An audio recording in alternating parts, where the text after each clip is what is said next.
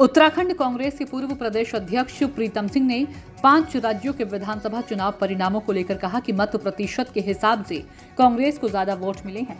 उन्होंने कहा कि कांग्रेस को जनता ने लंबे समय तक सत्ता में रहने का मौका दिया, अब भाजपा को सत्ता मिली है और जनता की जो उम्मीदें हैं, जनता से जो वादे किए गए हैं उसे भाजपा पूरा करे।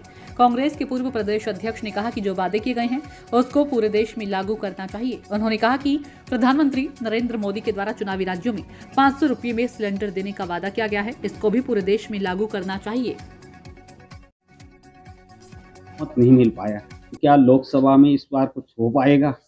नहीं, हम जब 5 राज्यों के विधानसभा चुनाव को देखते हैं, ये दिगर बात है कि एक राज्य के अंदर कांग्रेस की सरकार बनी, 3 में भारतीय जनता पार्टी की सरकार बनी और एक क्षेत्रीय दल की सरकार बनी। लेकिन जब हम वोट देखते हैं तो पूरे 5 राज्यों में कांग्रेस को सबसे ज़्यादा मत मिले हैं, दूसरे नंबर पर बीजेपी रही है। चुनाव में हम जाते हैं, हार जीत एक सिक्के के 2 पहलू होते हैं। हम कभी चुनाव जीतते हैं, कभी हारते हैं। भाई इतने लंबे समय से जो है कांग्रेस देश के अंदर जो है लगातार जीतती रही, ये मौका भाजपा को मिला है। भाजपा कुछ करके दिखाए। देश के प्रधानमंत्री छत्तीसगढ़, राजस्थान और मध्य प्रदेश, तेलंगाना और मिजोरम में कहते हैं कि मोदी की गारंटी।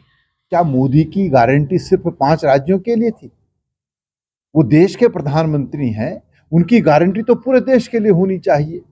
अगर छत्तीसगढ़, राजस्थान, मध्य प्रदेश में मोदी की गारंटी यानी प्रधानमंत्री की गारंटी 500 रुपए में सिलेंडर दे रही है, तो उत्तराखंड के अंदर क्यों नहीं हमको 500 रुपए में सिलेंडर मिले?